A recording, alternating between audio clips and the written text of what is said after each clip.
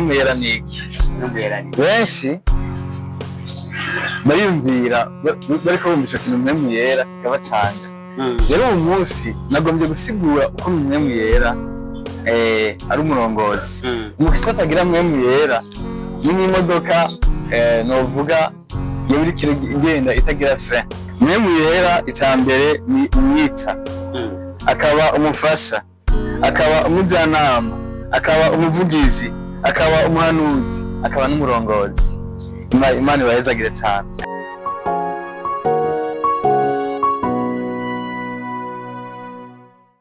Turabaramukije cyane abakozi ba Arbondi aho muri bose nibaza kumeze neza muri aho mukomeye kandi mushima Imana.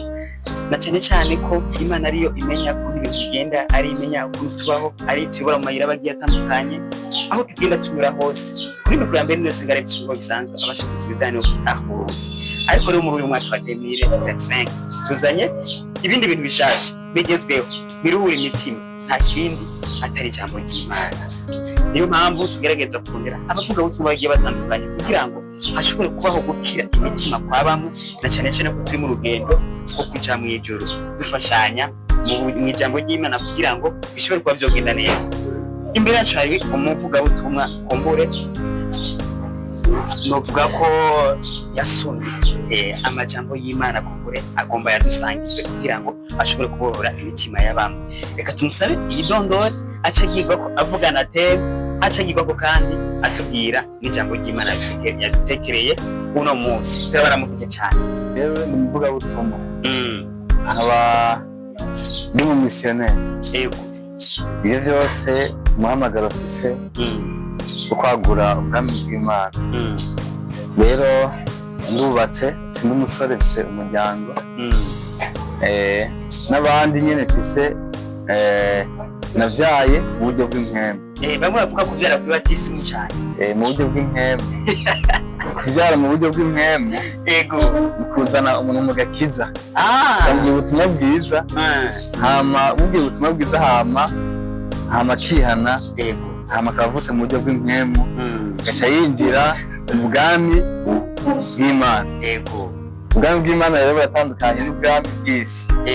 Ubwami bw'isi nibwo abantu bataramenya Imana, batarakizwa, ariko ubwami bw'Imana ni abantu bemeye kwakira Yesu mwami n'umukiza mu bugingo bwabo. Hanyuma uwo mwami n'umukiza akababera ubugingo, akababera ubuzima bwa misi yose. Imana ibahezagire cyane. Murakoze cyane.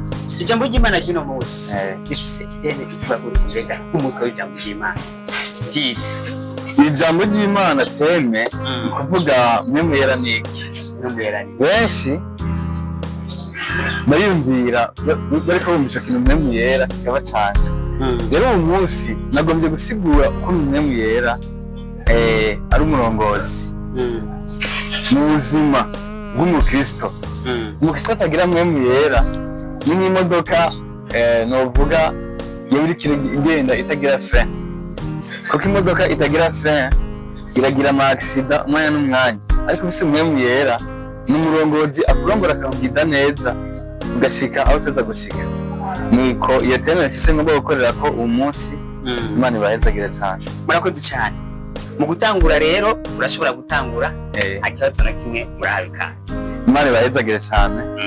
Nashaka gusigura mwemu yera ni iki. Mwemu yera icambere ni umwitsa, akaba umufasha, akaba umujyanama, akaba umuvugizi, akaba umuhanuzi, akaba n'umurongozi. Imana ibahezagire cyane. Amen.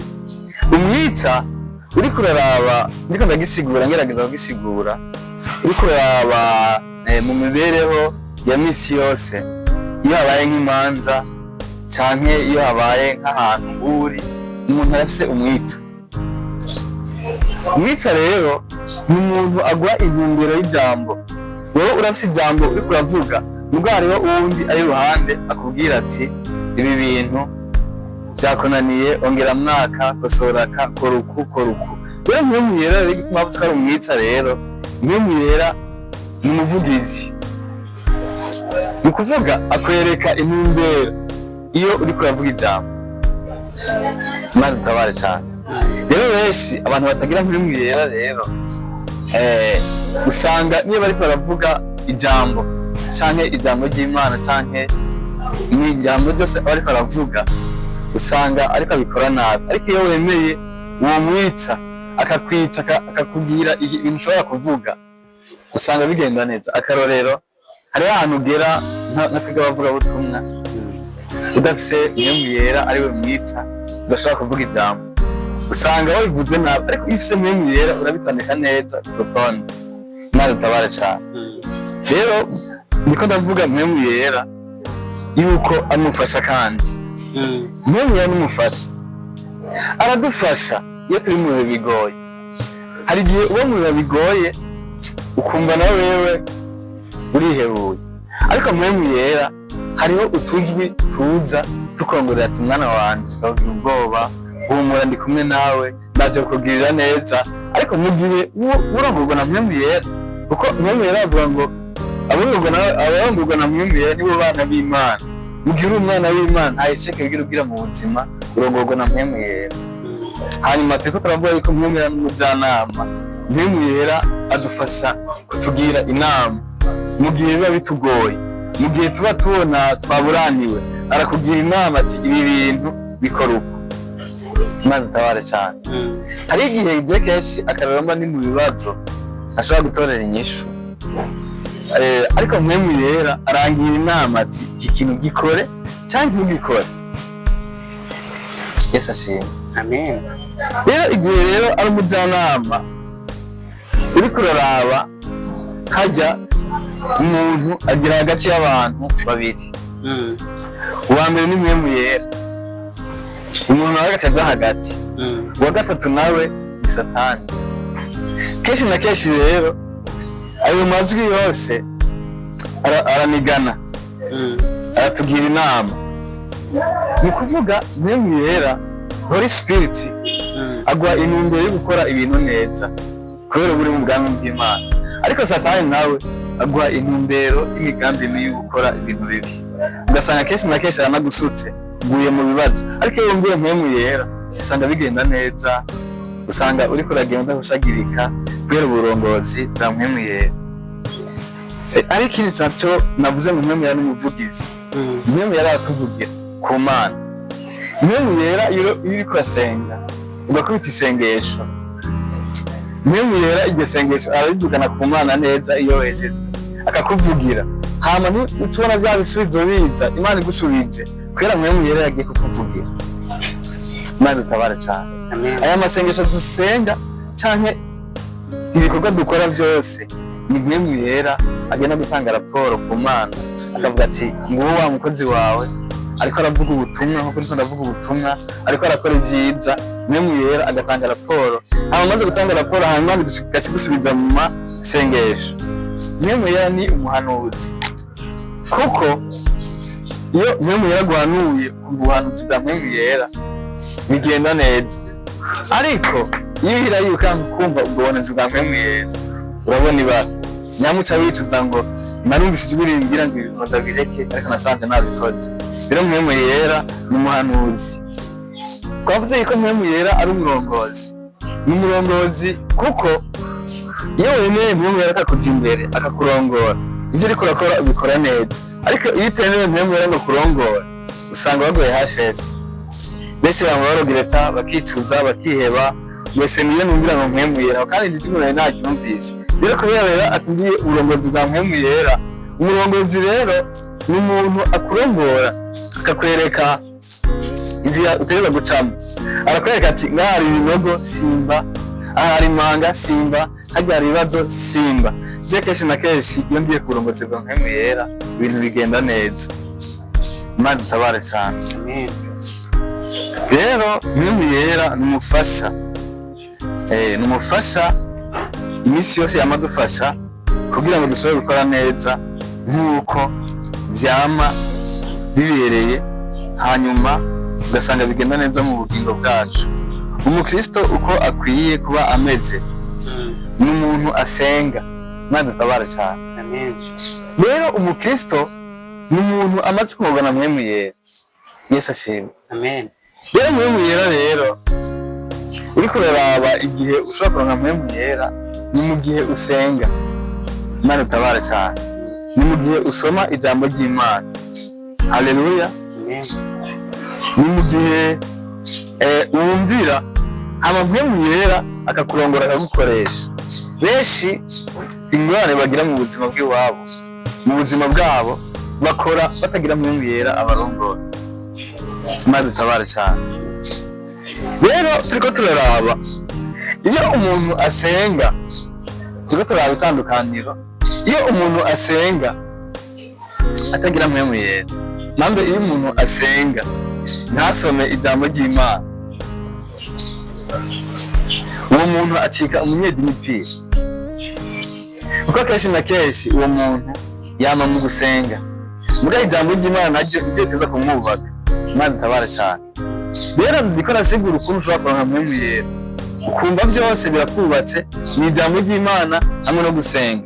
Iyo umuntu nawe asoma ijambo ry'Imana ntasenge, aba umunyabwenge w'ivyanditswe. Nibyo umuntu azo kwama yibera mu vyanditswe gusa, muga ntasenge, mugabo ugasanga n'umuntu azi ibintu byinshi, azi ijambo ry'Imana koko birumvikana. Muga mu gihe adasenga ntasoma ijambo ry'Imana, nawe nyacika umunyabwenge. Imana itabara cyane. Niko nagerageza kubisigura ukuntu ushobora kuronka mpwemu yera. Umuntu asenga agasoma ijambo ry'Imana, ni wa muntu afise mpwemu yera.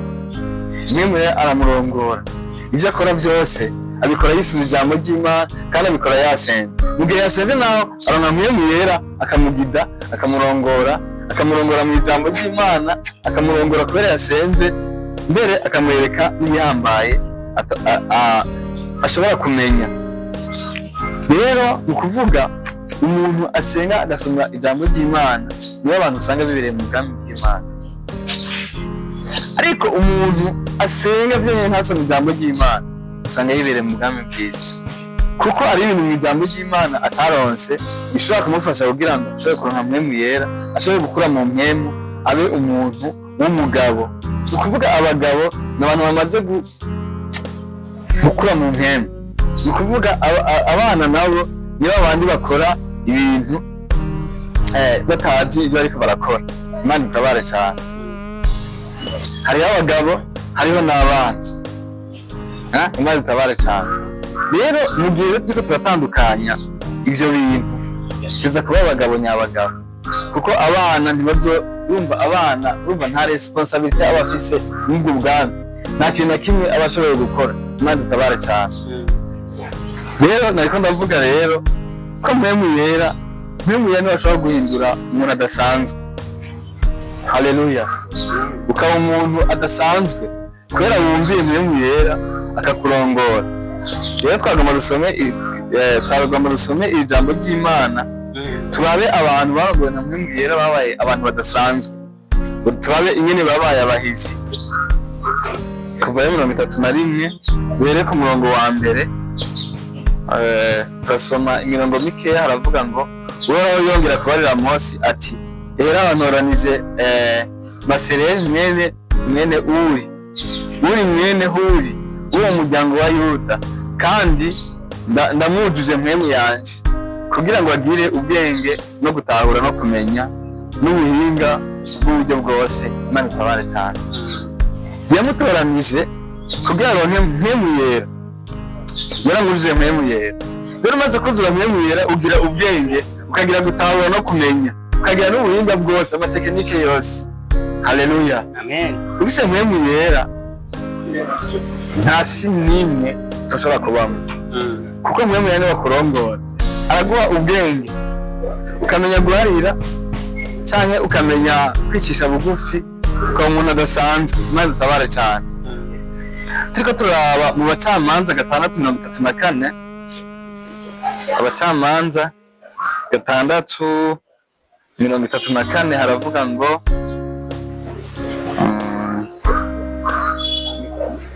Bacamanza 6:34 haravuga ngo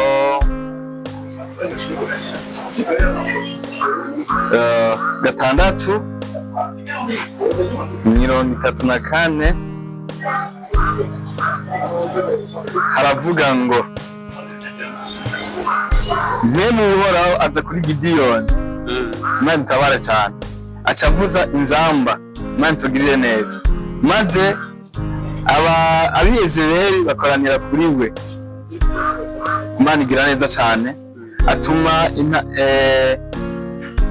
intabaza mu gihugu cyose cy'Abamanase, nabo baraza bakoranira kuri we. Atuma n'izindi mu Besheri no mu Bazabuloni no mu Nafutali baraduga ngo baje guhura. Maze Gideyoni abarira Imana ati, namba uzokiza Abisirayeli ubakirishije jewe nk'uko wavuze, ngiye gushyira ubwoya bw'intama ku mbuga, ninasanga ko ikime gitonze ku bwoya nyene hasi hose humye, nuko nzoca menya ko ari jewe nzokirisha Abanyisirayeli nk'uko wabivuze. Haleluya, amen. urumva ko Gideyoni yabanje agasenga, nabanje gusobanura gusenga no gusoma ijambo ry'Imana. Urumva Gideyoni yarabanje arasenga, asaba ikimenyetso. Gisenga usaba ikimenyetso, Imana ikakugida, ikakwereka ikimenyetso ushobora gukora. Nawe yasabye ikimenyetso ati, niyo nasanga buno bwoya bw'intama buriko ikime, nzoca menya ko uzokirisha jewe. Ukuvuga yagiye abona yuko azotsinda. Ukuvuga abantu basenga barabona imbere yabo, kubera babajije Imana, bakabaza uburongozi bwa Mpwemu Yera. Imana itabare cyane. Rero niyo mpamvu umukristo adasenga, asoma ijambo ry'Imana yama yagize icyaha, kuko hariyo amahitapu basinge ntiwajije Imana ngo Mpwemu Yera kurongora. Imana itabare cyane. Turiko turabona abahizi badasanzwe. Hama dusome muri Samweli wa mbere, Imana itugirire neza. Samweli wa mbere igice cya 16 haravuga ngo, ku murongo wa 13 haravuga ngo 13 aravuga ngo, kuko Samweli aca yabira rya hene ry'amavuta ayamusukako, bakuru be bamukikije. Kuva uwo munsi Mpwemu Uhoraho yamaza kuri Dawidi kabushungwe, nuko Samweli arahaguruka asubira i Rama. Imana itabare cyane kandi tugirire neza. Samweli donc iyo tumvira, Samweli yagiye gusuka amavuta kuri Dawidi, Mpwemu yaramuzako kurongorwa, kumva ubuhanuzi, ibyo byose aravyumvira, aza gusuka kuri amavuta kuri Samweli. Hama Mpwemu Uhoraho yamaza kuri Dawidi kabushungwe. Nuko Samweli araguruka asubira hehe. Nukuvuga Samweli yatumvira yarikoza gusuka amavuta kuri Dawidi, kandi Dawidi tumuzi ko ari umuntu w'umuhizi, yari akomeye cyane. Turiko turaraba abantu Imana yagize abahizi bari bakomeye cyane. Mose Imana yamuhamagaye amaze imyaka 40, akarero k'abandi bahizi barongorwa na Mpwemu Yera. Turiko turabaraba, hariho Mose, hakaba na Gideyoni, hakaba na Dawidi, hakaba na Ibrahimu. Abo bose barabahizi. Mpwemu Yera niwe yari isoko y'inkomezi za Yesu Kristo. Nukuvuga Yesu Kristo akiri ngaha mu isi, atarapfa ngo aduge mu ijuru, baramubona imbona nkubona. Ariko amaze kugenda mu ijuru, yaciye adusigarana Mpwemu Yera. Ubu niwe dusigaye turakorana. Mbere yavuze ngo nzobaha imbaraga zisumba izo nari mfise, muzokora ibisumba ibyo nakora, kubera Mpwemu Yera ari we azobafasha kubikora. Imana itabare cyane. Urashobora guhaguruka wowe ukagenda, hanyuma ugiye ugasanga uri gukora ibintu bitangaje, ugasanga uri gukora ibintu bidasanzwe, kubera uburongozi bwa Mpwemu Yera. Nukuvuga ukora bijya Yesu Kristo yahora akora, kubera yaragiye asiga Mpwemu Yera. Hari indirimbo bavuga ngo babigisha mu kuronka Mpwemu Yera ngo rega bari baje basenga. Cyo gituma natangiye kuvuga gusenga, hanyuma ugasoma ijambo ry'Imana, hama ukarongorwa na Mpwemu Yera. Kuko ushobora kuronka intsinzi nko kubona aba bantu ba Mose na ba Gideyoni barose Mpwemu Yera, hama bakaronka intsinzi. Imana itugirire neza. Mpwemu Yera niwe soko y'inkomezi, adushoboza kuvuka ubwa kabiri. Imana itabare cyane. Kuvuka ubwa kabiri, Nikodemu niwe yavuze ngo mbega birashoboka yuko umuntu ashobora kuvuka ubwa kabiri kandi ashaje. Imana itabare cyane. Kuvuka ubwa kabiri ni ugupfa kuri kamere ya mbere, hamaze gupfa rero hanyuma ugaca ubona kuvuka ubwa kabiri. Nicyo bisigura rero, mpemu rero ni batuma umuntu agira ubugingo mu mubiri, nuko umubiri wa Kristo ukaba ucitse icyaremwe gisha. Imana itabare cyane. Iyo ushaka kuronka mpemu yera utavutse ubwa kabiri ntibikunda. ushobora ngorwa n'iyindi mpemu tutazi kubera uburuwisi. Mugamaze kuvuga ubwa kabiri urongorwa na mpemu yera. Cyo gituma duhamagarira abantu ko bogerageza kuvuka ubwa kabiri. Imana itabare cyane. Iyo turavuka ubwa kabiri rero ntuba uracika ikiremwa gisha. Abigisha bashobozwa gushitsa imigambi w'Imana kubera mpemu yera. Turiko turabiraba, uri kuraba ibyakozwe mu gice cya mbere 8 canke ibyakozwe mu gice cya kabiri canke ibyakozwe mu gice cya gatanu kubera ku murongo wa 12 kugera ku 42 uzosanga niyo mirongo harimo ukuntu mpemu yera ashobora kurongora umuntu agashika ku cyifuzo yarashaka cyangwa ku ntego yarashaka kubera ngo na mpemu yera. Iyo nashaka gutumira abantu ariko batumviriza kuri RTV ko bogerageza bagasenga bagasoma ijambo ry'Imana kugira ngo bibarongore, mpemu yera barongore, abashikane ku byo bifuza, abashikane ku masezerano bifuza. Imana tugirire neza. Twuzuye mpemu yera naho nyene dushobora gushitsa ubugombe bw'Imana. Twemera inkomezi z'Imana dufashijwe na mpemu yera kugira ngo ubugombe buserukire muri twebwe.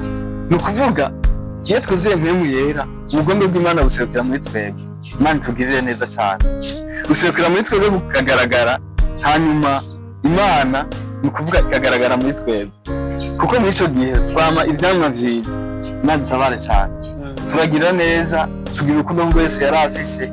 Tuba dukwiye kugira urukundo nk'uko Yesu yari afise. Tuba dukwiye gukora kugira ngo tugaragaze ko dufite ishusho y'Imana. Tuba dukwiye kugira urukundo, tukagira ibyamwa kugira ngo dushobore kugwira. Ivyo cyose bimaze kuba muri twebwe, hacaba ukuganza, hacaba kudomina, kuko iyo ufise mpemu yera haba kuganza no kudomina. Ntugitinya umurozi canke impemu mbi canke ibibazo, uri umuntu adasanzwe. Imana tugirire neza. Akarorero uri kuraraba abantu babaye abanyantege nke, hariho Petero, hariho na Samson, barabaye abanyantege nke cyane. Kubera uravye Petero canke Samson, igihe mpemu yera yamuvako, Petero baramufasha mujana mu ibohero, hama yibagira ko afise za mbaraga yari afise kuko yari intumwa.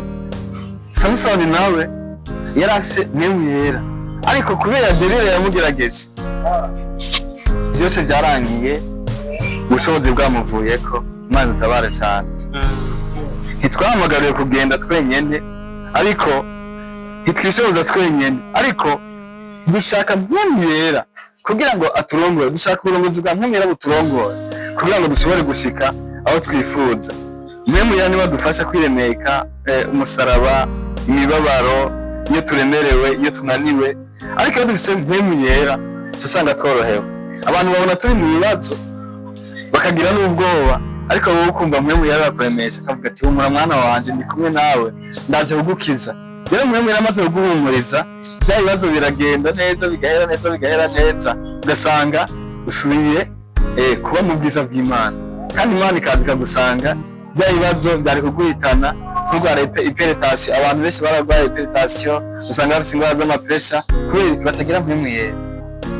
Ntibasenga ngo bagire ukwizera ngo bareme. Iyo ufite mpemu yera uca uronka indirimbo muri wewe, haguma indirimbo z'amadudubi zidudubiza muri wewe, z'amaduga, z'amazamuka, mbere ukaguma wumva amashimwe ari muri wewe adudubiza kubera mpemu yera aba ari kumwe nawe. Kuko mpemu yera n'umuntu adufasha kurinda ibibazo. Rero uzobona kenshi na kenshi abantu badasenga bagabana ama hypertension, abantu badasenga bafite ibibazo bibananije. Rero nagabantu muri abantu gusenga no gusoma ijambo ry'Imana kugira baronke mpemu yera, abafashe muri iki gihe, kuko kino gihe kiragoye, kuko muri iki gihe tugwana n'umubiri, tugwana na satani. Imana itabare cyane. Ivyo byose tukagwana n'iki, umubiri na satani, byose biratugwanya, tukagwana n'isi, byose biriko biratugwanya. Iyo utagira mpwemu yera rero akurongora, utagira mpwemu yera agutabara, ushobora kuva muri izo ntambara udashobore. Uravye neza intambara ziri mu mashengero, mu miryango, birasobanura yuko habaye ubushobozi bwa mpwemu yera. Iyo mu mashengero canke mu madini hatagira mpwemu yera, usanga hamara intambara. Niyo bantu usanga bariko barajyana, ugasanga bapfa ibiti canke ivyubahiro, ariko iyo hari mpwemu yera agucisha bugufi ukumva uranezerewe, ikintu cyose ukakinezerererwa. Ntibabara ngo nturi bishop canke apotre canke apostro, ntibabara ngo nturi pasiteri, ntibabara ngo nturi mwarimu, ariko iyo ufise mpwemu yera wumva uhagijwe n'aho Imana yagushize. Nimba uri umuririmbyi uragubwa neza, nimba ukora isuku uragubwa neza, nimba udiyakona uragubwa neza, nimba uvuga ubutumwa uragubwa neza, kuko mpwemu yera ni umuntu aguha amahoro, ukumva uguwe neza mu bintu byose, aho uri hose ukumva uguwe neza, hama bikagenda neza. Mpwemu yera niwe dushoboza gukora ibidashobokera abandi. Imana itabara cyane. Urazi akarorero ka Aburahamu yakoze ibintu bitushobokera abandi, niko ndavuga yabaye umuhizi. Icyo gituma bavuze ngo ni sekuru w'abemera. Sekuru w'abemera rero ni umuntu, Aburahamu yari umuntu adasanzwe, kandi ngo n'ubwoko bwose canke isinzi ry'abantu ngo bateza kurongera umugisha muri Aburahamu. Rero mpwemu yari amushoboje kuronka ibindi abantu batashobora kuronka, kuko icyambere yari afise ukwizera, kandi yarizera Imana. Nuko kubwira ngo uzovyara umwana afite imyaka 90, hagahera imyaka 10, ugasanga ugiye ufise iryo sezerano, kandi umugore nawe yari afite imyaka hafi 80 gutyo, yari yashaje, ariko Imana yarabahaye Isaka. Hanyuma bamaze kumuronka rero, niyo Imana yaciye isukugora uruvyaro, baronkamwo umugisha. Ukubaho utagira mpwemu yera, ntushobora kurongora abantu canke ishengero, n'amarushwa akomeye cyane. Abantu batagira mpwemu yera byarabananiye kurongora amashengero canke kurongora abantu. Naho utaburongora ishengero canke abantu, ni vyiza cyane kurongorwa na mpwemu yera, kuko mpwemu yera akurongoye ahantu hose ukorera. Nimba ukora mu kazi ka leta, amadepartement atandukanye, canke mu maguverinema, canke nimba urongoye ishengero, byose bigenda neza. Imana itabara cyane. Umurongozi ahagaze muri mpwemu yera, umuryango canke ishengero bizovyuka.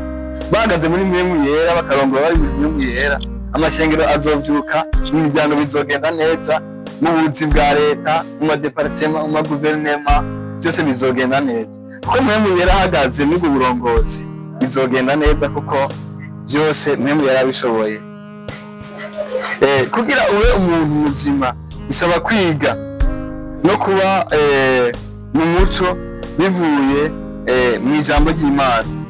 Rero ibi byose ubona biriko biraba ni ingorane zo kutiga cyangwa gusoma ijambo ry'Imana. Rero kenshi iyo amasengero nawe barongora na mpwemu yera, mugabo akabatiga, ubwo burongozi bukaba butarimo kwiga cyangwa ngo habemo ijambo ry'Imana, akaguma bya bindi nyene by'ubuvugisho canke ibindi bitandukanye canke no kwerekwa, ariko hatabaye ijambo ry'Imana canke kwiga, aho ntibigenda neza. Kuba niyerekwa canke mu mugwi w'abantu mufise iyerekwa canke intumbero imwe, bituma mutera imbere mu bikorwa byose, no kuba mu muco wo gusenga. Rero kuba mwiyerekwa, mukaba mufise ubumwe, mugasenga, mukarongorwa na mpwemu yera, byose biratera imbere, byose bigenda neza. Rero Imana ibahezagire cyane abumvise iri jambo. Nariko ndavuga kurongorwa na mpwemu yera, ariko ndavuga ku masengero, ku madini y'iki gihe. Rero turongorwa na mpwemu yera, niho ibintu bizogenda neza, no mu miryango ibintu bizogenda neza, dans la sociale ibintu bizogenda neza, muri guverinema ibintu bizogenda neza mpwemu yera ariko ararongora ubwo burongozi. Ahantu hose dukorera uri umukristo wahamagariwe kurongorwa na mpwemu yera. Utagira mpwemu yera nta na kimwe bizogushikanako. Rero nagabo ndabasangije iri jambo ryo kurongorwa na mpwemu yera, no kumenya mpwemu yera niki, kuko hari abantu bumva mpwemu yera bakumubona ikintu cyera kimeze gute, ariko mpwemu yera umurongo iyo usenga ugasoma ijambo ry'Imana ukicisha bugufi hama ukisonzesha ukumva icyo Imana ikubwira akaba ari cyo ukora, ukarongorwa na mpwemu yera nturongorwe n'ibyifuzo byawe cyangwa ibishobisho, kuko benshi aho hantu birabacarenjiye ntashobore gutahura icyo bateza gufata. Rero nagomba nigishe rero kwiteme mpwemu yera niki, kugira ngo urondere mpwemu yera mwene data akurongore n'ibyawe bizogenda neza. Shalom shalom, Imana ibahezagire cyane. Nca nsenga kugira ngo nsengere abantu batarongorwa na mpwemu yera abarongore, kandi nsengere n'abantu bari baraguye batari bakirongorwa na mpwemu yera bahura n'ibyifuzo byabo bishobisho, mpwemu yera abarongore, kuko ndazi ijambo ry'Imana rigiye gushika kure cyane, isi yose igera. Umuntu wese azoraba kuri RTV azokumva mpwemu yera icyo arico, atahura icyo arico, amahamagara mpwemu yera amurongore mu buzima bwiwe. Mana ugira neza, ndashimye uwo munsi wampaye wo kumva kino kiganiro kuri RTV. None Mana ariko nigisha mvuga teme yuko mpwemu yera ari iki ku batamuzi. Rero mpwemu yera hari abatamuzi. Rero ndagushimiye data ko abantu bagiye kumva ijambo ry'Imana bagiye kumenya uburongozi bwa mpwemu yera, bagiye kumenya ko mpwemu yera ari umufasha, bagiye kumenya ko mpwemu yera ari umwitsa, ari bazobarongora, abo ari umurongozi mwiza.